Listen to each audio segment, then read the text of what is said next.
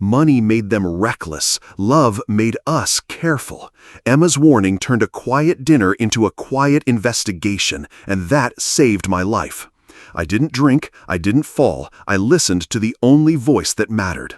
When loyalty and safety clash, where do you stand? Tell me in the comments. She was 10, breathless, and braver than anyone on this ship. "Grandpa," Emma whispered, eyes shining with wind and fear. "Mom and Dad are going to hurt you tonight." The happy pool deck music floated up from below, but her words cut cleaner than a siren. Somewhere between Miami and the Bahamas, on the Atlantic Star, paradise cracked, and my plan to survive began. Panic hit first, hot and tight. Then training took over. In by 4, hold, out by 4. I'm Cole Maddox, 68, retired Navy. I've watched storms rise out of blue skies. Emma is my granddaughter, 10, book smart, the kind of kid who notices what adults try to hide. Her parents, my son Ryan and his wife Tara, carry their own weather. Deaths they never explain, smiles that never reach their eyes.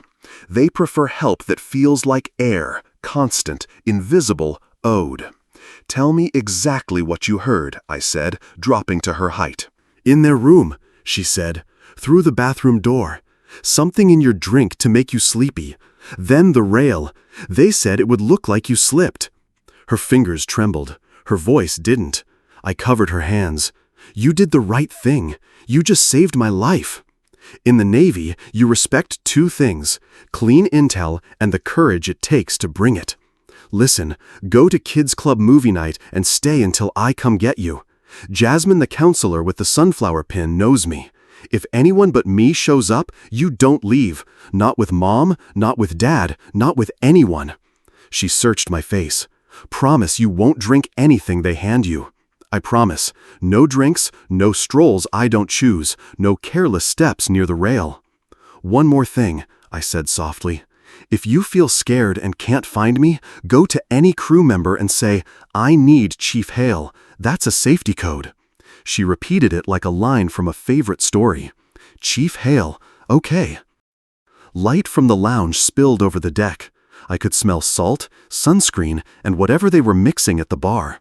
Earlier, Ryan had nudged me to order a martini like it was a test. Ryan, 42, impatient as ever. Tara polished and sharp, a believer that a label can hide a crack. Tonight, they wanted something else entirely. "Go on, kiddo," I said. "Watch the movie. Laugh loud enough that I can hear it from up here." She hugged me quick, fierce, and ran for the glass doors. When they closed, the wind cooled my face and stiffened my spine. The fear didn't vanish, it narrowed into aim. I wasn't the old man they were counting on. I was practiced, patient, armed with a warning, a code, and a reason bigger than fear. I turned from the rail and walked not to the bar, but into the corridor where I could see without being seen. As I passed the lounge, their table slid into view. 2 martinis waiting, stems silvered with condensation. I kept moving. Tonight, I wouldn't sip. I would watch, and when they finally looked up, I'd be ready to say the small word I hadn't used enough with my son: no.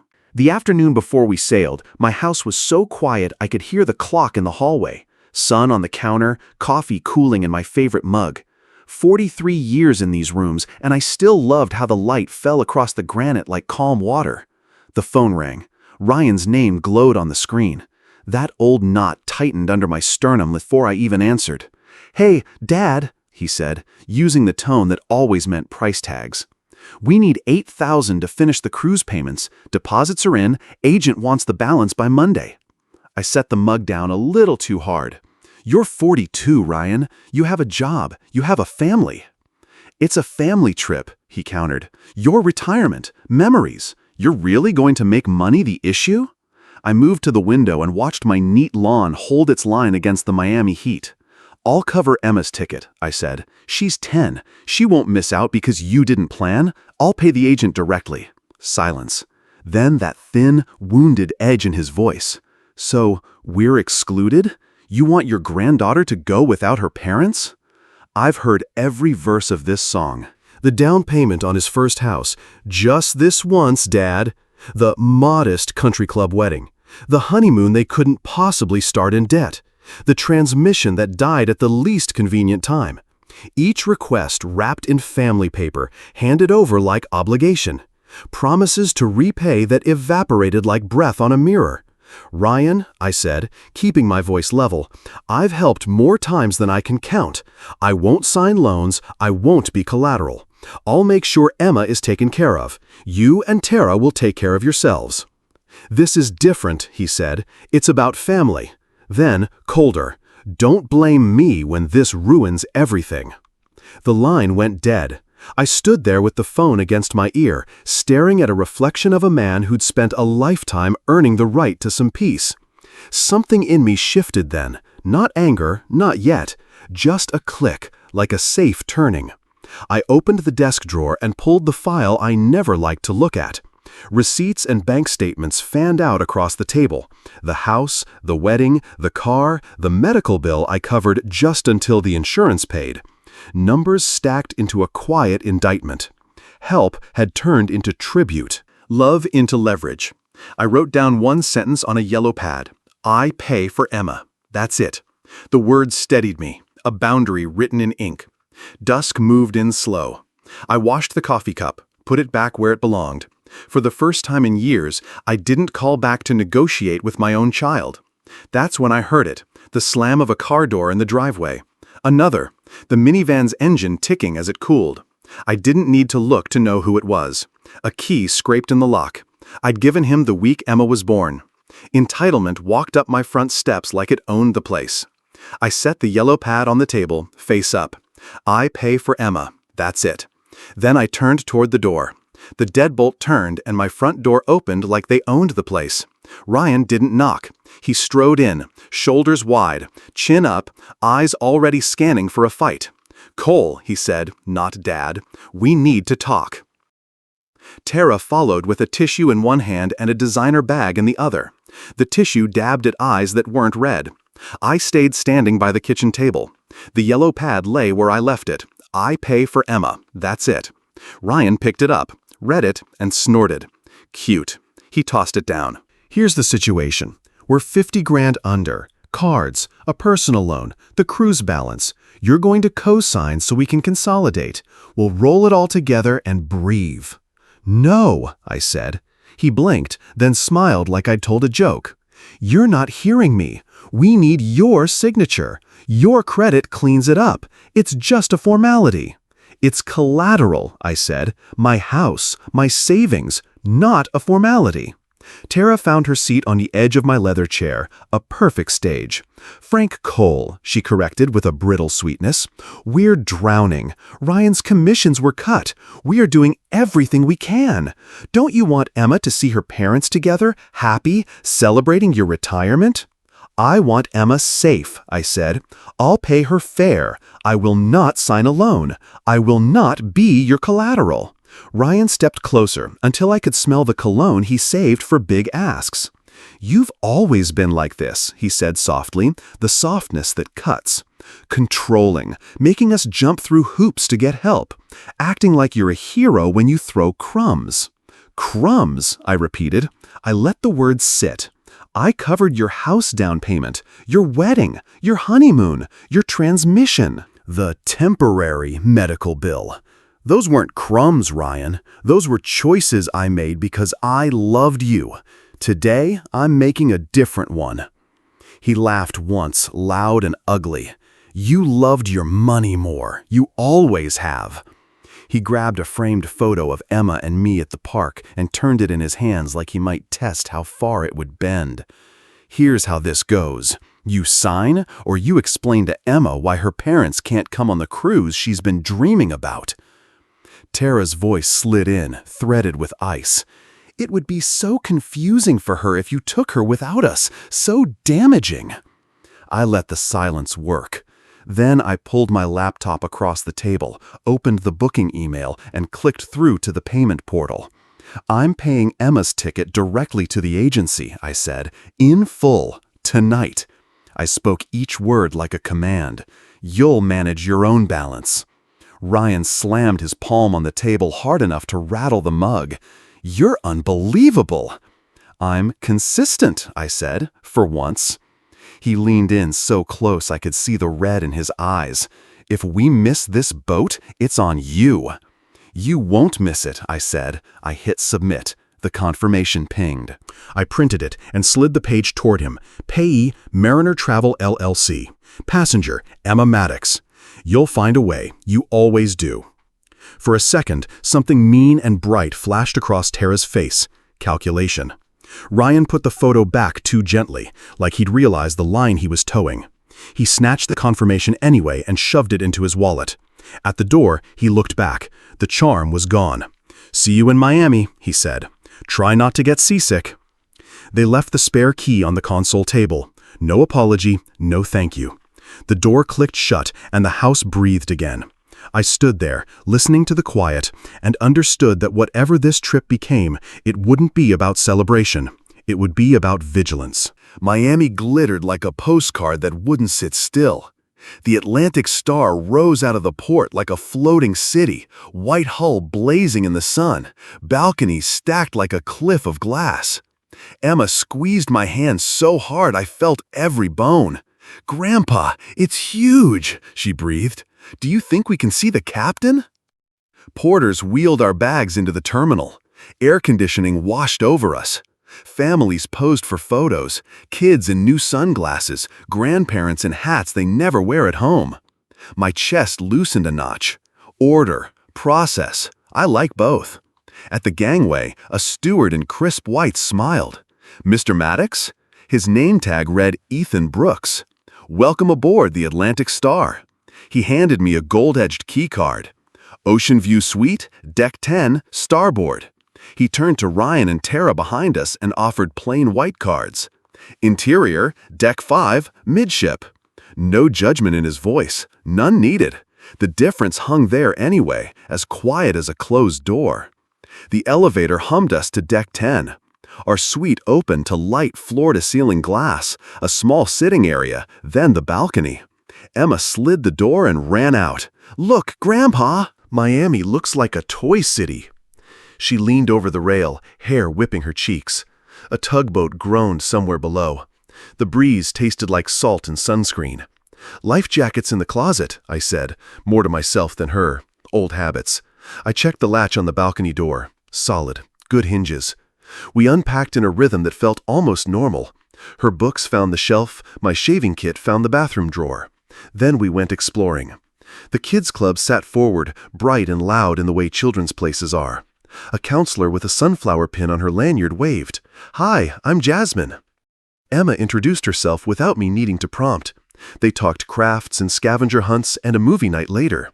I pulled Jasmine aside. "She leaves only with me," I said. "Understood," Jasmine replied, eyes steady. I liked those eyes. We found the library next, leather chairs facing blue water, the ship's heartbeat thudding softly through the floor. I let the chair take my weight and watched the horizon draw a clean line where sky met sea. For a moment, it felt like the world knew how to be simple. My phone buzzed. A text from Ryan. "Meet us in the lounge at 6:30. Martinis on me, Grey Goose, extra dry. Your favorite," Tara added in a follow-up bubble. Then another from Ryan. "Don't be late." I looked at the messages longer than the words deserved. I don't have a favorite. Never have. The specificity felt like a suit that didn't fit. Emma pressed her forehead to the window. "Do you think we'll see dolphins?" "If we're lucky." I slipped the phone back into my pocket. "We'll count them together." Sail Away came with a low horn that vibrated in my ribs. Miami slid past, then thinned into a line, then a smudge. The deck filled with laughter and cameras and people toasting invisible futures. Another buzz, Ryan again.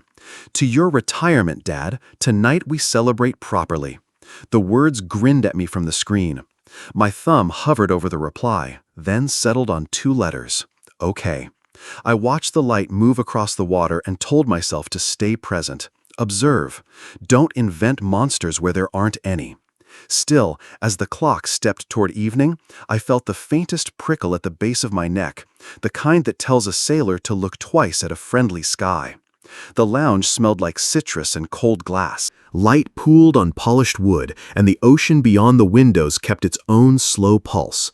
I was 5 steps from the entrance when Emma slid out of the crowd like a message in a bottle.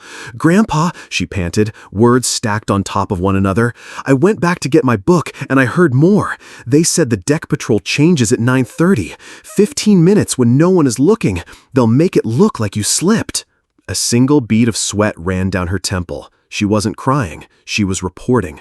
"Good girl," I said, voice even. "Same plan. Movie night. Only I pick you up. If you can't find me—" "I ask for Chief Hale," she finished, quick as breath. I touched her shoulder. "Go." She vanished toward the kids' corridor, brave in sneakers and determination. I let the fear compress into something usable. The Navy teaches you that. Panic is noise. Discipline is signal. Inside, Ryan was already on his feet, hand up to flag the bartender like a man hailing a cab. "There he is," he boomed. "Dad, 3 martinis, Grey Goose, extra dry." "Make that a ginger ale," I said, sliding into the chair with my back to the wall. Stomach's not right. A flicker. That's all it was. No more than a skip in a vinyl record. Ryan's smile held, but the skin around his eyes tightened. Tara's head tilted, a fraction too slow. "Come on," Ryan said lightly. "1 drink to retirement." "Ginger settles me," I said. "Doctor's orders." The bartender returned with 2 martinis and a highball. Condensation silvered the stems. I wrapped my fingers around the cold ginger ale and let the sugar bite the back of my throat. "To family," Tara said, lifting her glass. "To family," I echoed, and didn't drink. Small talk skated the surface. The show in the theater, the pool, the way Miami had looked like a toy city from Deck 10. Ryan kept angling the conversation back toward traditions and your usual, as if saying the phrase enough would make it true. He watched my glass like it was a clock. "What time do you take your walk?" Tara asked, so casual it wasn't. "The stars are incredible from the upper deck." "Early," I said. "I turn in early these days." Another skip in the record. Ryan set his drink down too hard. The olive bumped the rim and bobbed. I stood, fishing a bill from my wallet and tucking it under a coaster. "Dinner's on me." "Order what you like. I'm going to walk this nausea off and meet you in the dining room." Ryan's jaw worked. "Don't be long," he said. It wasn't a request. "Wouldn't miss it," I said, and left before the charm could curdle into something else. Outside the lounge, the air felt cleaner. I moved with purpose toward the elevators, then slipped down the service corridor instead, letting muscle memory map the ship. Deck numbers ticked past. 5. Midship. The carpet hushed my steps. At their door, I paused. Voices slid through the seam like smoke. I lifted my phone, opened the recorder, and held it near the frame. The red light winked once, as patient as a heartbeat. I pressed record and leaned in, steady as a man listening for weather, ready to catch the storm as it formed. Air hummed through the corridor vents, a steady ship breath. I held the phone near the doorframe and hit record. The red dot blinked, small and patient. Inside, glass touched wood. Tara's voice first, all sugar scraped with steel. "He refused the drink. He's suspicious." Ryan answered, lower. "Then we do the walk. Patrol changes at 9:30. 15 minutes where no one's watching. We guide him to the rail. Wet deck, bad balance. Tragic, but believable." A pause. Tara again. "And afterward?" "He'll—" Her whisper thinned to something I couldn't catch. Ryan filled it in, brisk as a shopping list. "Life insurance, probate, 6 months and the mess is gone." The words landed dull and heavy, like tools set on a bench. No rage in them, just a plan. Footsteps crossed the cabin. I eased the phone back, heartbeat counting seconds. A door latch clicked. I moved to the service stairwell before their shadow could break under the threshold. In the elevator up to Deck 10, my reflection looked like a stranger who had already died once tonight and kept moving anyway. In the suite, I locked the door and set the phone on the table. Play. Through the tiny speaker, their voices became proof. Change of patrol, 15 minutes, wet rail, accident, insurance. I listened twice, then a third time, until the horror stopped feeling like a dream and hardened into a problem to solve. Options marched like drills across my mind. Leave at Nassau, walk off with the first crowd, hand this recording to the police, let the ship sail without me. The safest move for me. Or stay, Keep Emma in my sight. Make sure 2 people willing to kill don't decide a 10-year-old witness is inconvenient. The Navy taught me retreat isn't cowardice when it saves the mission. It also taught me missions change when a child is on deck. I laid out a small bag, passport, wallet, the phone, a clean shirt, the whistle from my keyring. I slid the recorder into the front pocket and stood at the balcony, watching night water turn to ink. Sleep didn't come. The ship glided. Somewhere below, a party dissolved into laughter and then into quiet. I sat at the little desk and wrote her name on a blank card, Emma. Then I stopped. I wasn't ready to write goodbye. Dawn found us easing into Nassau, pastel houses and cranes framed in pink light. Dock workers moved like pieces on a board. The gangway lowered with a hydraulic sigh. I put the strap of the bag over my shoulder. "Grandpa!" Emma ran toward me on the open deck, sundress bright as a flag. She grabbed my hand with both of hers. "Please don't leave me with them." Her voice was steady and small. "If you go, who keeps me safe?" All the arguments I'd stacked, police reports, flights home, legal words that make adults feel protected, fell apart under a child's question. I knelt so our eyes matched the horizon. "I'm not going anywhere," I said. "You hear me? Not leaving you." She nodded once, tears finally spilling because there was room for them now. "Okay." We stood together, watching shore tours line up below. I slipped the phone deeper into my pocket until plastic clicked against my knuckles. "We won't run," I told myself. "We'll fix this, smart and clean." Emma squeezed my hand. "Are we still going to see fish today?" "We are," I said. "And tonight, you're at movie night until I come get you. Promise you'll go when Jasmine says?" "Promise," she said. I looked up toward the bridge, a strip of glass catching new sun. The fear in my chest finally settled into something usable. I had a recording, a code name, and a reason bigger than my own skin. I wasn't the old man they were counting on. I was the one counting them. Task 7. Nassau woke under a blush of pink light, cranes moving like patient birds above the harbor. Shore tours clogged the gangway with bright shirts and louder voices. Families peeled off in happy strings. I kept my hand on Emma's shoulder until we reached the kids' club. Jasmine was at the door, sunflower pin catching the morning sun. "Good morning, Mr. Maddox." "Movie later?" I asked. "Double feature," she said, smiling. "She'll be with us until you sign her out." I crouched to Emma's height. "Same rules," I said. "Only me. If anything feels wrong." "I ask for Chief Hale," she finished. She squeezed my fingers once, brave and small. "Come back soon." "I will." I watched the door close behind her, the way a hatch seals. Then I went looking for a phone that reached farther than a parent's patience. There was a house phone near the elevators. I picked it up and dialed the number printed for emergencies. A woman's voice answered, crisp and calm. "Bridge." "This is Cole Maddox, Ocean View Suite, Deck 10, starboard," I said. "I need to report an imminent threat to passenger safety." A beat. "Stay on the line, sir." A beat. Clicks, then a new voice, male, level. "Chief of Security, Marcus Hale. What's the nature of the threat?" "My son and his wife are planning to stage my death on your upper deck tonight," I said, simple as reading a chart. "I have a recording." "Where are you now, Mr. Maddox?" "Deck 10, forward elevators." "Don't move." He arrived in 3 minutes, mid-30s, squared shoulders, eyes that looked at corners as if trouble lived there.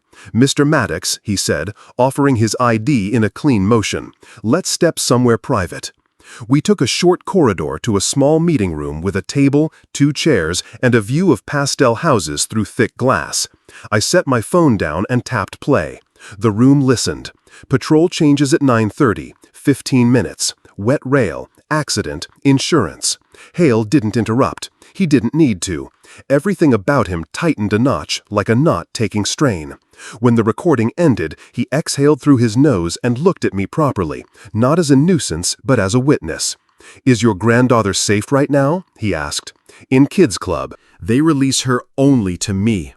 I slid my thumb over the phone's edge to keep from clenching my fist. "I won't leave her alone with them." "Good," he said. "You did the right thing calling us." He lifted his radio. Bridge, Hale. I'm with Mr. Maddox, requesting immediate conference with the captain. A pause, then, approved. Captain's office in 10. Hale stood. 2 questions, he said. Will you follow instructions exactly? And are you willing to let us handle this quietly until we're ready? I thought of Emma's face on the open deck, the tight way she'd grabbed my hand. Yes, I said, to both. Then, we move now, he said, discreetly. We took service stairs up, the kind passengers never see. The ship's heartbeat ran through the metal under my palm. At the top, Hale knocked once on a door marked with a brass plate. A voice called from inside, steady, coastal, meant for weather and orders both. Mr. Maddox, the voice said, this is Captain Raymond Clark. Come in and tell me everything. Captain Clark's office smelled faintly of salt and charred ink. He sat behind a tidy desk, a wall of windows framing Nassau's pastel waterfront. Let me hear it, he said. I set my phone down and pressed play. Patrol changes at 9:30, 15 minutes, wet rail, accident, insurance. He listened without blinking. Again, he said. When it ended the second time, he folded his hands. I will not have blood on my deck. Chief Hale stood at my shoulder, already building the plan out loud. We use Mr. Maddox's routine as bait. Starboard, upper deck, between frame markers 12 and 14, good shadows near the lifeboat davits. 2 officers concealed at the davits, the captain said, nodding. A third by the stack, body cams rolling. Radio discipline, silent unless code is given. Hale turned to me. Signals. If you feel watched but safe, touch the rail twice. If they put hands on you, 1 long whistle. If you can speak, say, heavy seas. That brings us in hot. Clear sky cancels. Understood, I said. And the child? The captain asked. In Kids Club, I said. They release her only to me. Jasmine knows the drill. If anyone tries to remove her, she calls you and asks for Chief Hale by name. Good, Hale said. We'll post a plainclothes near the club. The captain's gaze held mine. Why not simply disembark at Nassau and put this in the hands of the police? Because Emma stays on this ship, I said. If I leave, she's alone with 2 people who have already planned 1 death. He accepted that with a single, grave nod. Then we see this through. Carefully. Back in my suite, I wrote a letter with a hand that didn't quite shake. Emma, if I can't be the one who signs you out, this goes to Jasmine. Inside, I tucked contact numbers, a lawyer's card, the account I'd built for college. It felt like overkill until I remembered a 10-year-old whispering, "They'll make it look like you slipped." I clipped a small whistle to my collar, checked the soles of my shoes, and practiced the feel of the rail in my hand. No drinks, no stray steps, no improvisation. Navy rules for a different ocean. At 10:30, I stood in the corridor outside Kids Club and listened to the muffled cheer of a movie. I didn't open the door. I didn't need to. She was safe where she was. By 11:20, Nassau was a memory behind black water. The ship ran quiet, steady as a heartbeat. I took the service stairs up, past painted numbers and steel that thrummed with power, and reached the final hatch. I breathed in by 4, held, and out by 4. Then I opened the door to the upper deck, and the night swallowed me whole. The upper deck held its breath. Night pressed close, warm and salt-sweet, the Atlantic star knifing black water into 2 quiet wakes. I stepped into the starboard shadows between frame markers 12 and 14 and let my eyes adjust.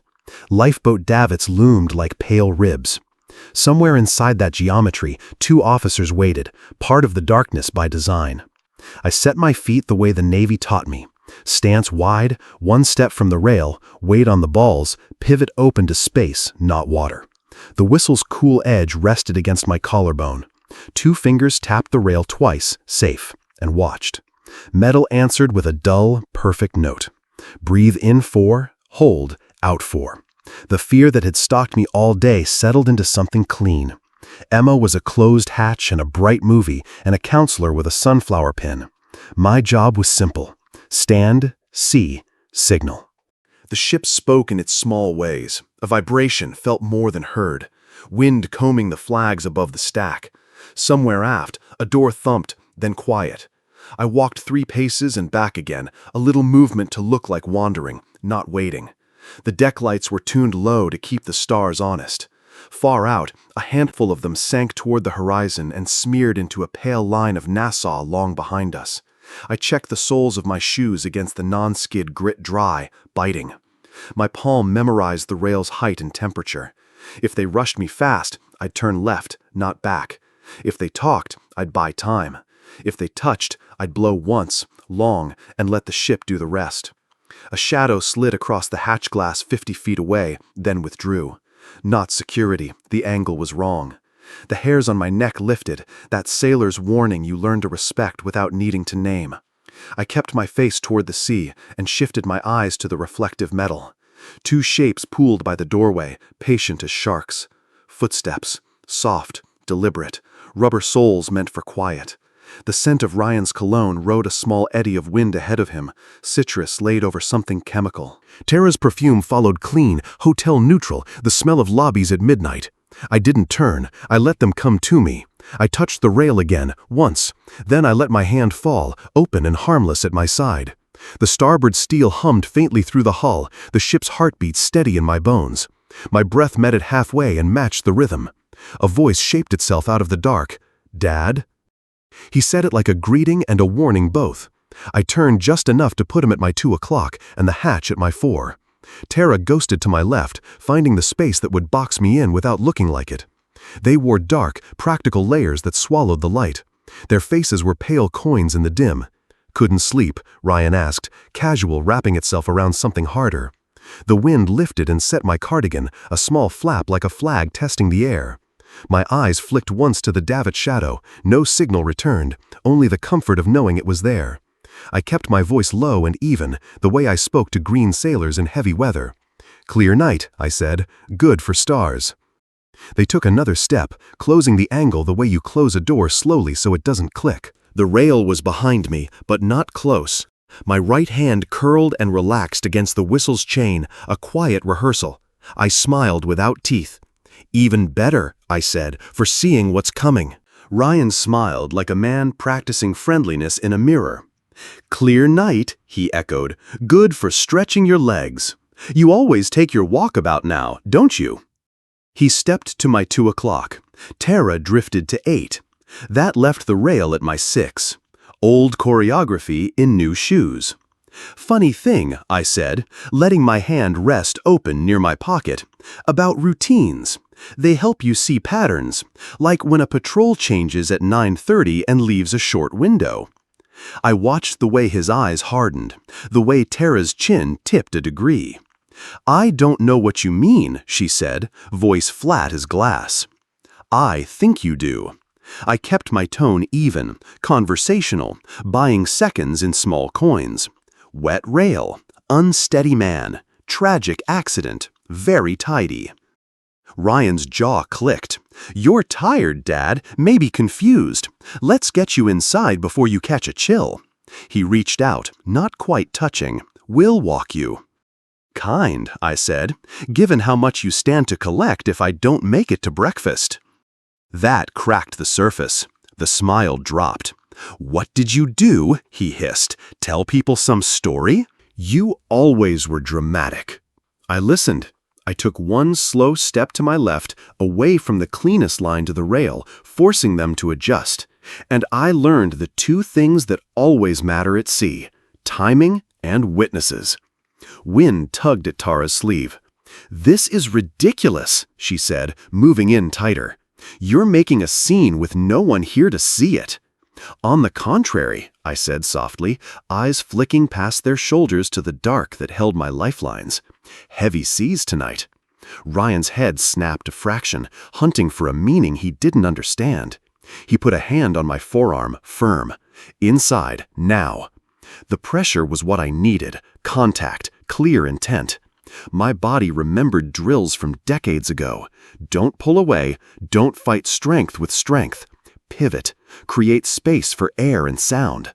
"You know," I said, as if swapping stories on a pier, "Anna asked me to promise I wouldn't drink anything you handed me." His grip tightened. "She talks too much, and you don't listen enough." I brought the whistle up in one smooth motion, chain sliding against my collarbone like a zipper. His eyes widened, then narrowed. He lunged, fingers grabbing for my wrist. I didn't give him a target. I let my elbow float, turned my shoulders, and put the whistle between my teeth. Tara's hand flashed, trying to pin my other arm against the rail. One long breath in. Salt air filled my lungs. I blew. The sound ripped the night open high, relentless, a blade of noise that cut through wind and engine and water. Ryan flinched. Tara swore, low and vicious. I stepped into the sound, not away from them, letting it carry, letting it say everything I hadn't. "Help!" I shouted between the shriek, voice steady, pitched for steel and ears both. "Security!" The ship answered the way a trained crew does, first in a shift of air, then in footfalls I felt through the deck. Somewhere to starboard, light moved where darkness had been. I didn't look. I kept my balance, my stance, my breath. The whistle screamed on. Footfalls hit the deck in a tight rhythm, answered by beams of white cutting the dark. "Step away from Mr. Maddox," a voice snapped, calm, trained, close. Chief Hale came into focus first, shoulders squared, two officers fanning to either side of him, body cams already blinking red. "Hands where I can see them," Hale said. Now. Ryan's grip loosened an inch. Tara's chin lifted. "This isn't—" "Hands," Hale repeated. They obeyed, slow and sulking. I stepped one pace off the rail, giving the sea back its distance. The whistle hung warm against my collarbone, still ringing in my teeth. "Turn around," the officer to my left said to Ryan. "Hands behind your back." Plastic cuffs hissed and clicked. Tara tried for indignation as her wrists were bound. "We were helping him inside. He was confused, he—" "Quiet," Hale said, not unkindly. "You're being detained for investigation into endangering passenger safety and attempted assault.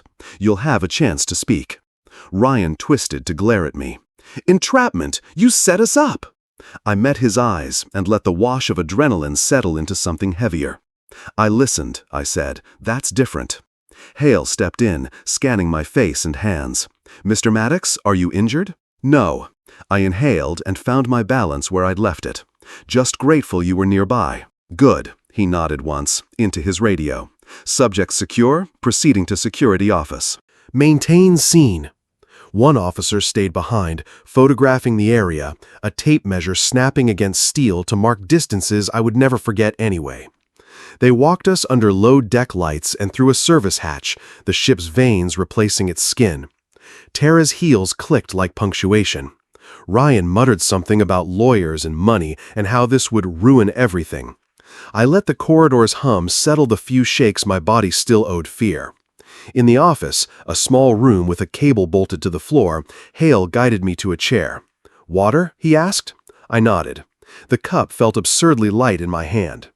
He set a notepad on the table, hit a button on a wall unit, and announced the date, time, and names for the record. Professional, steady.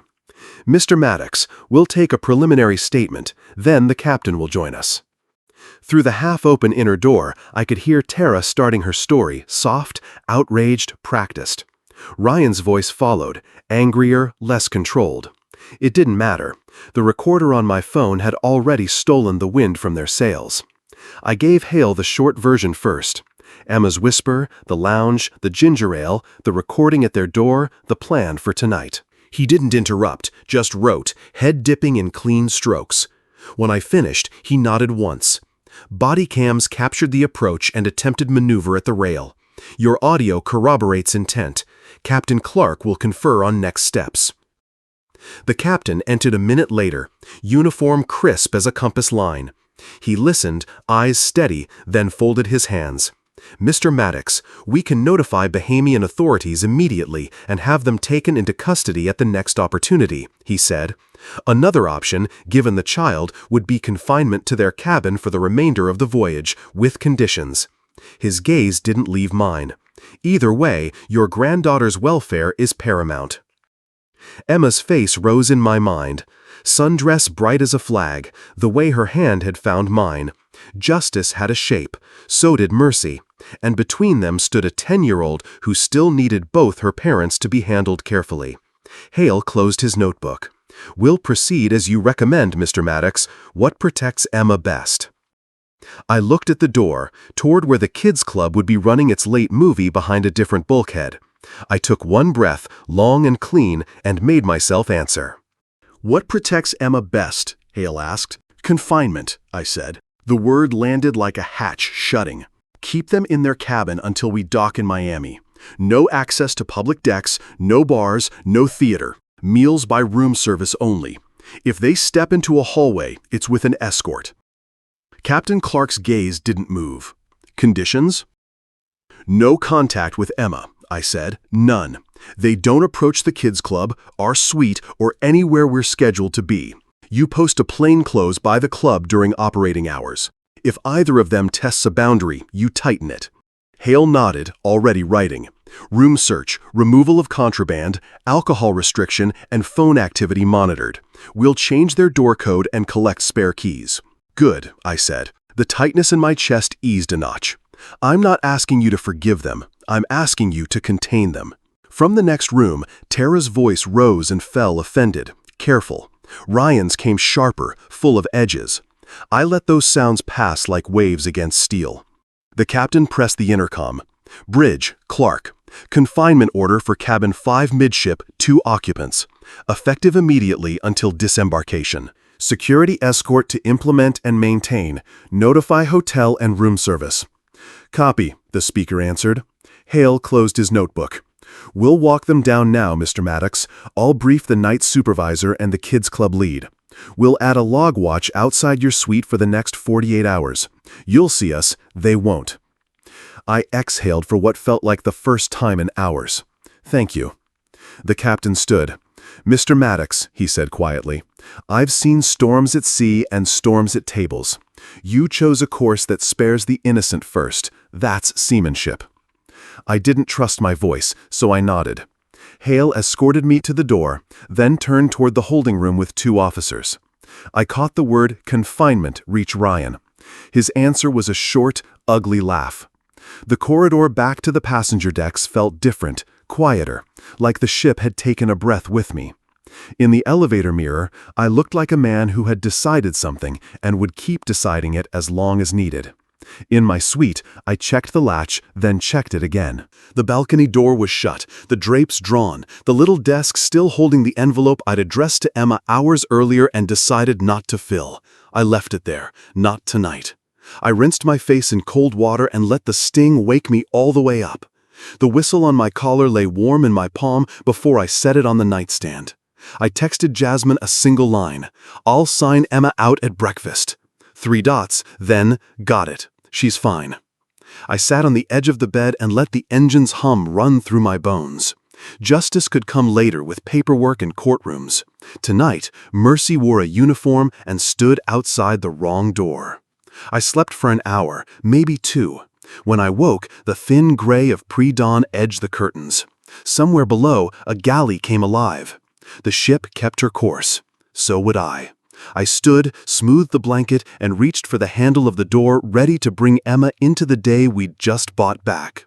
Morning broke over Nassau, painting the sky in soft pink. I signed Emma out from Kids Club at breakfast, where pancakes and syrup promised a good start. "Do we still get to see fish today?" she asked, her eyes sparkling. "We do," I replied, fastening her snorkel vest. Just us, no distractions.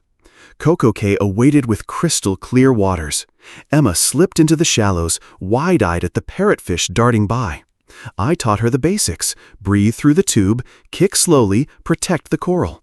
Each time she spotted a new fish, she squeezed my hand, her joy infectious. After lunch, we explored the ship. The library welcomed us with its leather chairs and ocean views. Emma challenged me to a game of shuffleboard, declaring herself undefeated at sea. I accepted defeat, laughing as she celebrated her victory. But amid the laughter, I kept glancing toward Deck 5, where security monitored Ryan and Tara.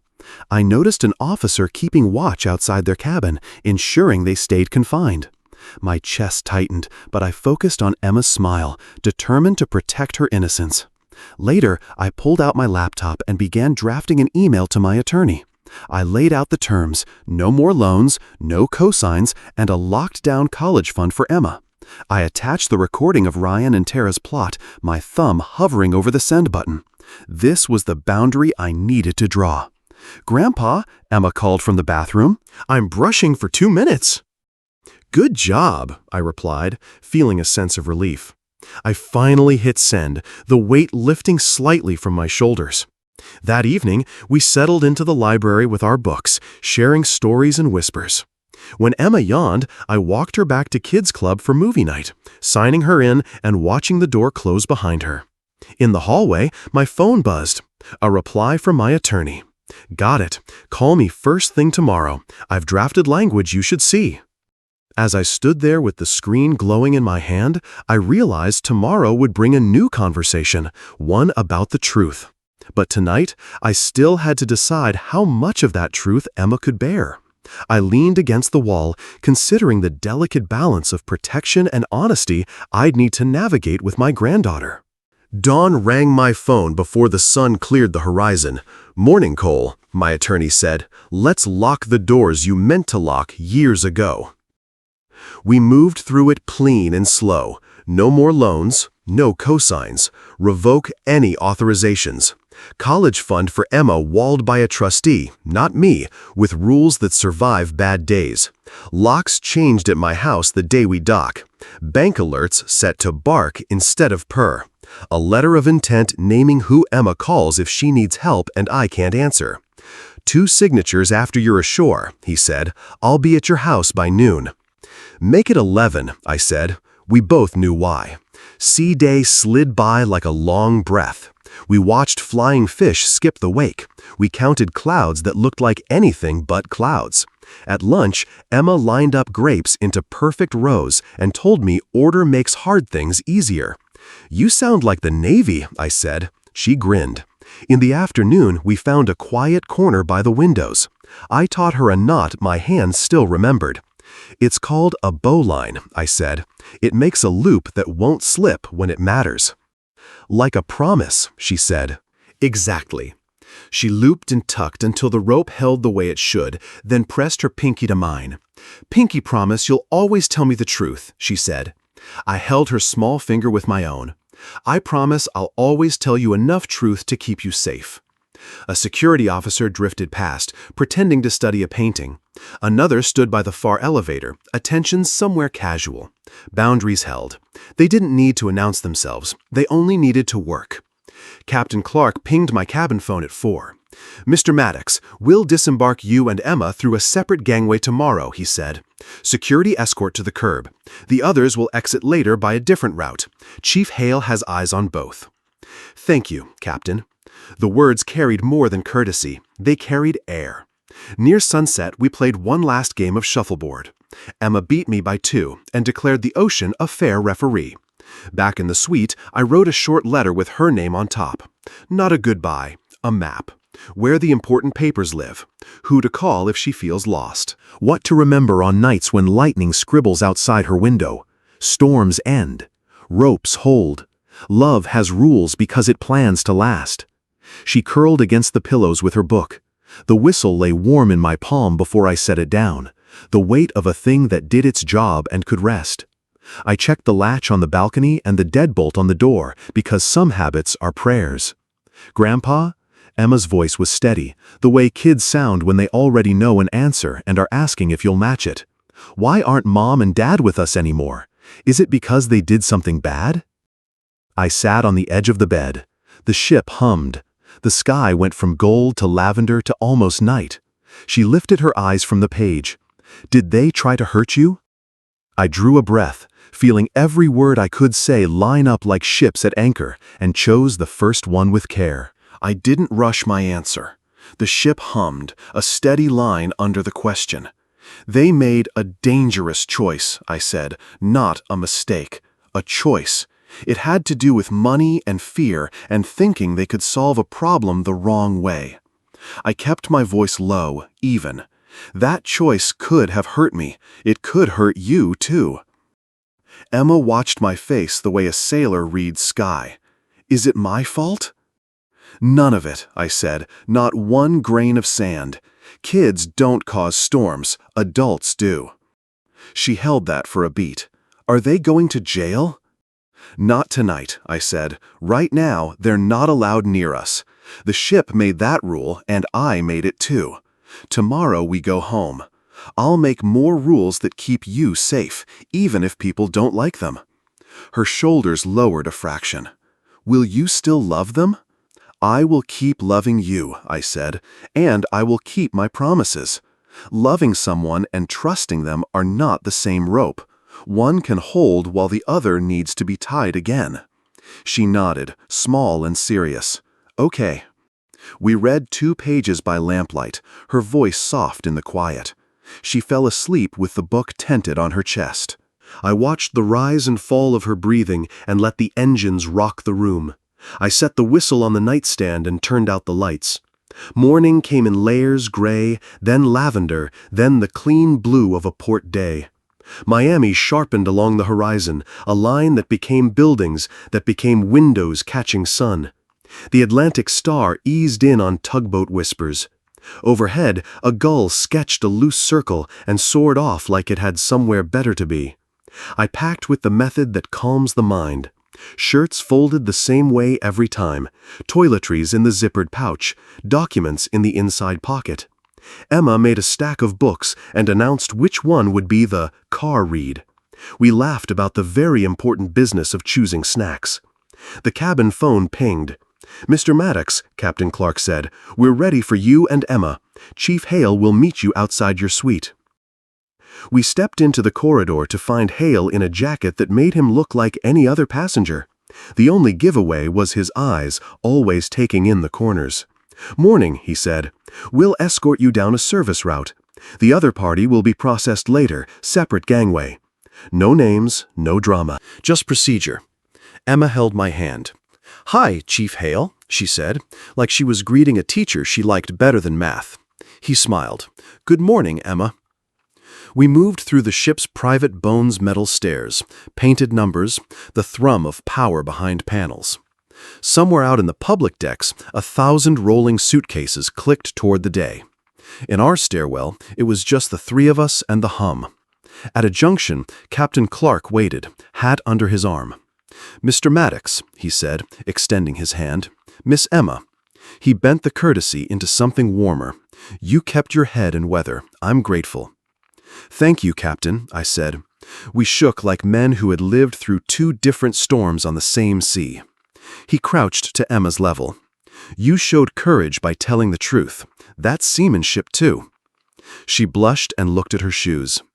I like your hat, she said. He laughed, brief and surprised. I like it, too. We took the last set of steps down, emerging into a quiet slice of terminal where sunlight fell in bright stripes. 2 officers manned a rope line, a curb waited beyond. Hale walked just ahead, casual as a brother. Through a pane of glass across the hall, a different corridor flowed slower.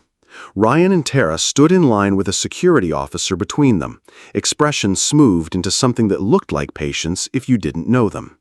Tara's mouth was a straight, thin pencil line. Ryan scanned the room like a man trying to find an angle where walls have none. Emma squeezed my hand and kept looking forward. I chose to do the same. At the curb, a black sedan idled. The driver lifted the trunk without a word. Hale did the last checks quietly. My ID, the envelope with our boarding photos, the phone with the recording backed up to the cloud I finally learned to use.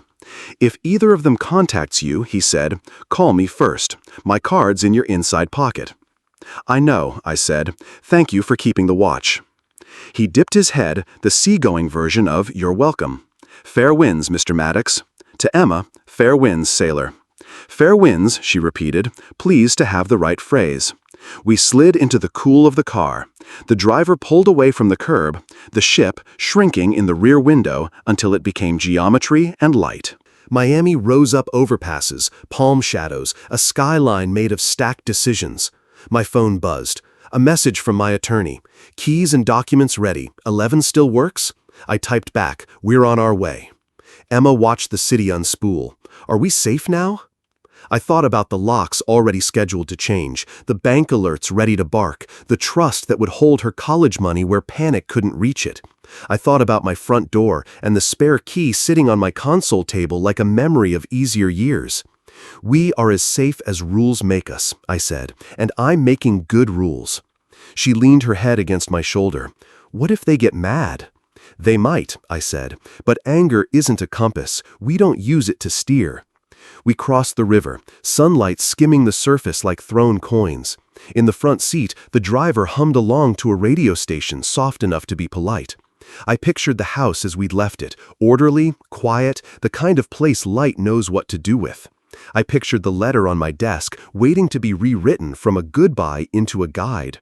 At a red light, Emma lifted her hand, pinky extended. Pinky promise we'll be okay? She asked. I hooked my finger around hers. We'll be okay, I said, because we'll be smart, because we'll be kind, because we'll keep our lines tied. She smiled into the window, watching our reflection ride the glass like another set of travelers. As the car merged onto the highway, I let myself breathe all the way down. Not relief, exactly. Something steadier. The feeling of a course set, a chart drawn, a helm you can trust. Ahead, the day opened. Behind us, the ocean kept its secrets. By the time we turned onto my street, the locksmith's van was already in the driveway, and the first new rule was about to click into place. The locksmith worked fast, hands sure and quiet. Each old cylinder slid free with a metallic sigh. Each new one clicked home with a sound that felt like a promise. Rules, I thought, come in many shapes. Today, they happened to be brass. Emma stood beside me on the porch, watching like a foreman. Will this keep us safe? She asked.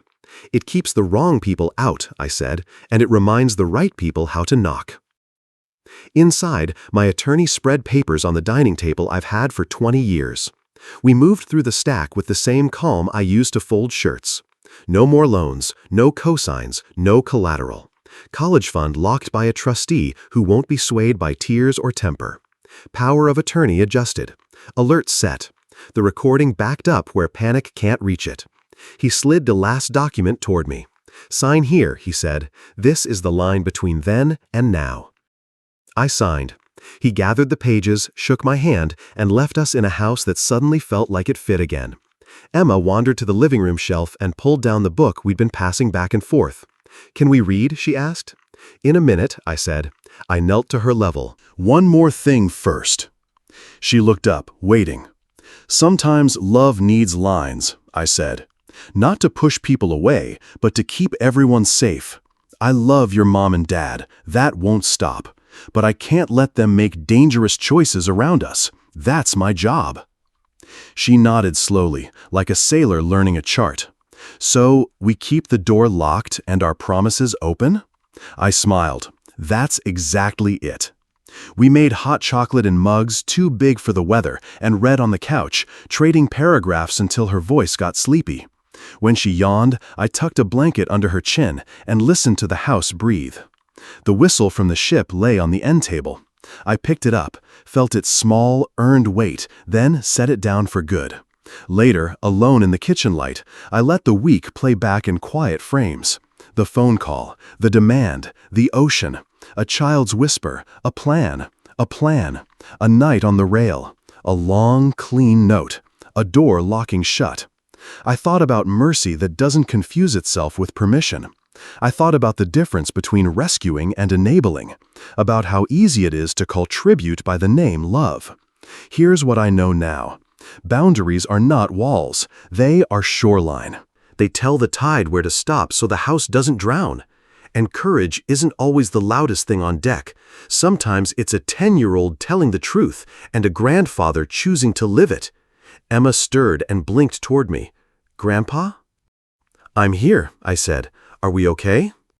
We're better than okay, I said. We're steady. She held up her pinky. I linked mine with hers. We didn't say the words this time. We didn't have to. Boundaries turned out to be the quiet heroes of this voyage. In a culture addicted to dramatic betrayal stories, what saved us was not spectacle, but small, disciplined choices. No drink, no rail, no silence. I thanked God for the kind of courage that comes in a child's whisper, and for the wisdom to treat that whisper like a flare. When you heed it early, even betrayal stories lose their thunder. I'll keep telling Emma the gentler grandpa stories, the ones where safety is planned, not prayed for. In Grandpa's Stories Worth Keeping, love shows up as routines that hold when tempers don't.